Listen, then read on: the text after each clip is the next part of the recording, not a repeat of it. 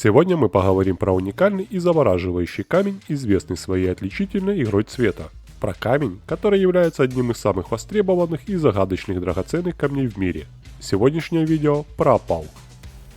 И по традиции, в начале ролика попрошу вас подписаться, поставить лайк и поделиться видео с друзьями. С вами как всегда Анатолий, и вы на канале T-Stone. Приятного просмотра. А начнем с того, что опал это не минерал, как обычно его называют. Опал – самый известный минералоид, хотя янтарь может с этим поспорить. Минералоид означает, что у него отсутствует кристаллическая структура, типичная для минералов. Вместо этого опалы имеют аморфную некристаллическую структуру, которая состоит из крошечных сфер кремния, часто расположенных в тесном и упорядоченном порядке. А химический состав опала в основном можно описать как гидратированный диоксид кремния. Также можно называть его затвердевшим гидрогелем оксида кремния. Твердость минерала от 4,5 до 6,5 по шкале Моуса. Отсутствие кристаллической структуры и разное содержание воды в опале играют решающую роль в уникальных оптических свойствах драгоценного камня. Наиболее отличительными оптическими свойствами опалов является их игра цвета, а также опалесценция. Это явление возникает в результате взаимодействия света с микроскопическими кремниевыми сферами или пустотами внутри опала. Различные размеры и расположение этих сфер вызывают дифракцию и интерференцию света, создавая спектр ярких цветов, которые меняются при изменении угла обзора. Скорее всего, именно эта игра цвета и уникальные оптические свойства дали этому камню название опал. Само происхождение названия точно неизвестно, но считается, что оно могло пойти от санскритского «упала», что означает «ценный камень». «Упала», в свою очередь, скорее всего произошло от греческого «опалеос», что приблизительно означает «драгоценный камень с игрой цвета». Или «опалос» – глагол, который означает «видеть изменение цвета». А первое зарегистрированное название было дано римлянинами, когда они называли его «опалус», что буквально означает «драгоценный камень». И действительно, этот драгоценный камень своими яркими переливами цветов покорил древний мир. Плиний Старший, римский философ, отмечал: некоторые опалы несут в себе такую игру, что они равны самым глубоким и богатым цветам художников.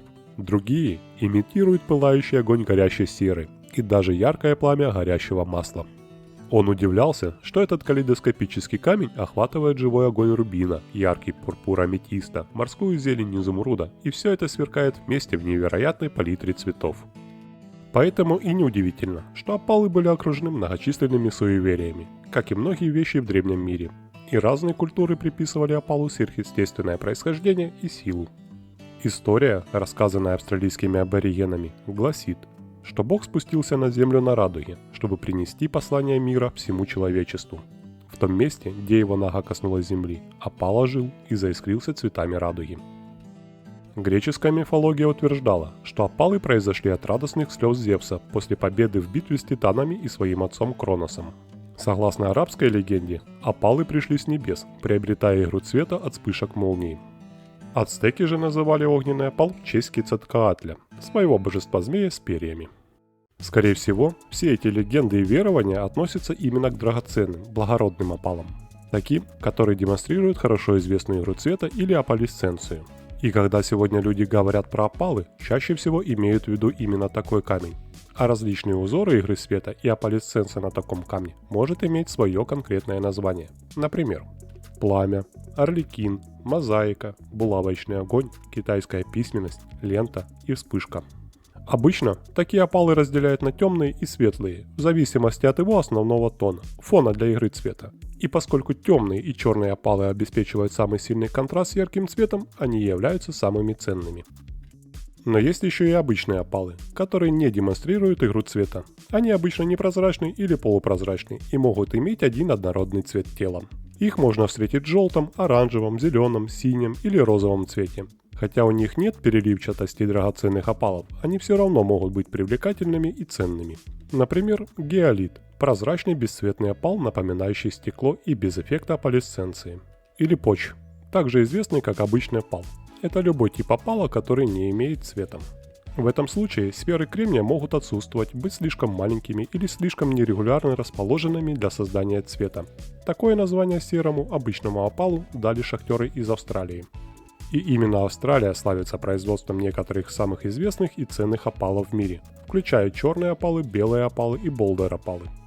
Австралийская глубинка, особенно такие регионы как Лайтинг-Ридж, Кубер-Пэдди и Квинсленд, известна своими опаловыми рудниками.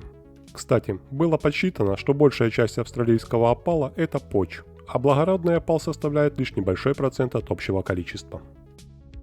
Но не только Австралия является источником красивых опалов. В последние годы Эфиопия стала важным регионом по добыче таких камней. На опаловых месторождениях Вело добываются яркие и красочные опалы, включая драгоценные виды.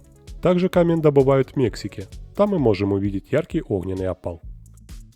В Бразилии добывается красивый белый опал с яркой опалесценцией, а США, конкретно Невада, известный производством ценных черных и огненных опалов. Также драгоценный опал добывают в Гватемале, Гондурасе, Японии и Словакии.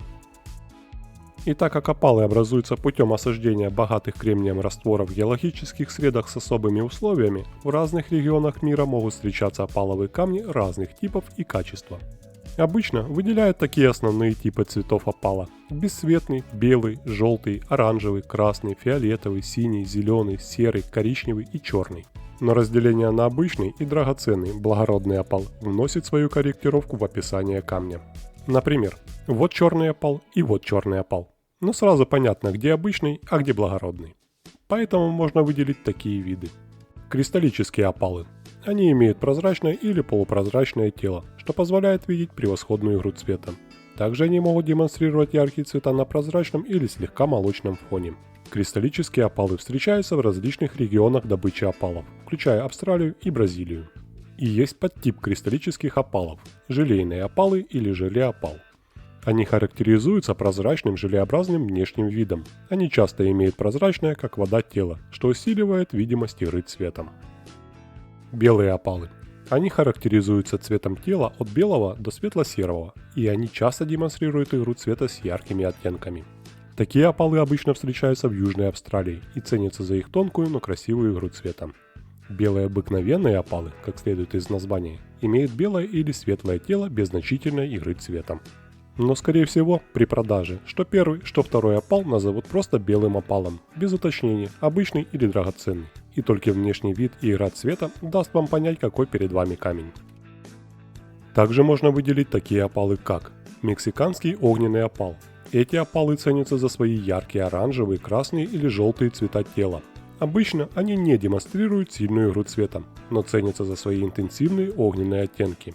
Именно Мексика является основным источником огненных опалов. Перуанские опалы. Эти опалы встречаются в основном в Перу. Бывают разных цветов, включая сине-зеленый, розовый и фиолетовый.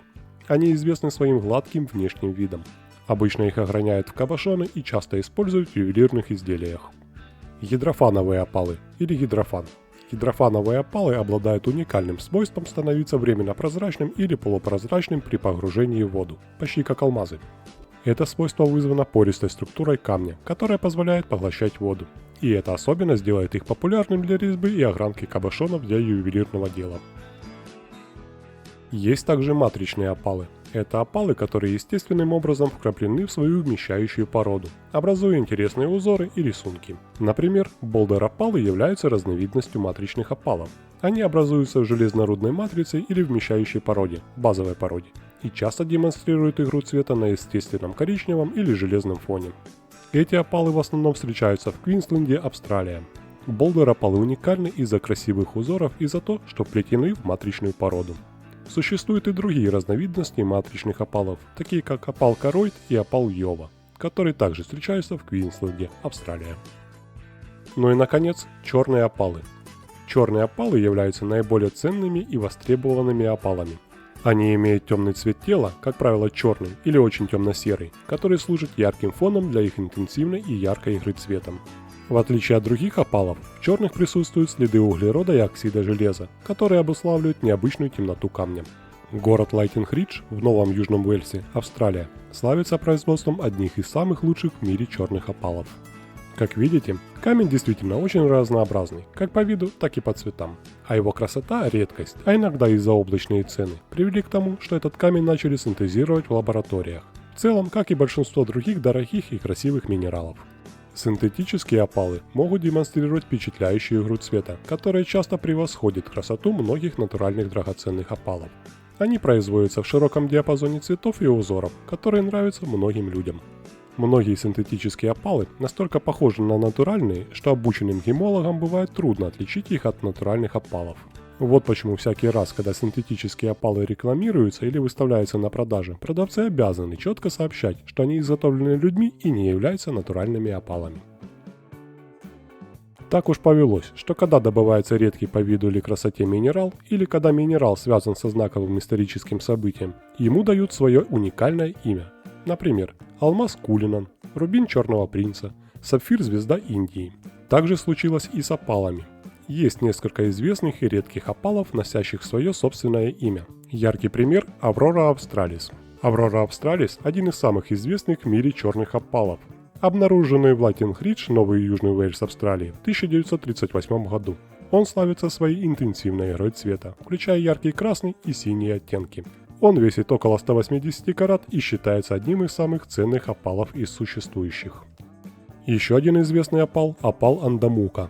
Он был найден в Андамуке, Южная Австралия, в 1949 году.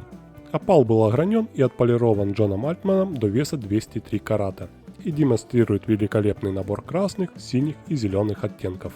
В 1954 году он был подарен королеве Елизавете II по случаю ее первого визита в Южную Австралию. После этого он был вставлен в палладиевое ожерелье вместе с бриллиантами и стал известен как опал королевы – Queen's Opal. А самым крупным и ценным опалом считается Olympic Australis. Камень был обнаружен в 1956 году в опаловом поле 8-я миля в шахтерском городке Куберпеди на юге Австралии. Он весит около 17 тысяч карат, почти 3,5 килограмма, и был назван в честь Олимпийских игр 1956 года, проходивших в Мельбурне, Австралия. Минерал решили не огранять и оставить как есть, а его стоимость оценивается примерно в $2 миллиона. На данный момент австралийский олимпийский опал хранится в Мельбурне, в офисе компании Altman & Черни. Как видите, опал один из самых интересных и красивых минералов-минералоидов в мире. Необычный вид, блеск и структура камня интригуют, и поэтому его ценят как в ювелирном деле, так и в коллекционировании. В этом видео я постарался довольно сжато изложить основную информацию про этот невероятный камень, о котором можно еще много чего рассказать. Возможно, в будущем я сделаю более развернутый ролик, если вам будет интересно. Пишите в комментариях, какую еще информацию вы хотели услышать про этот или любой другой минерал. А я надеюсь, что вам было интересно и познавательно, и вы узнали что-то новое из этого видео. Не забывайте про подписку, лайк, репост. Спасибо за просмотр и до встречи в новом видео. Всем пока!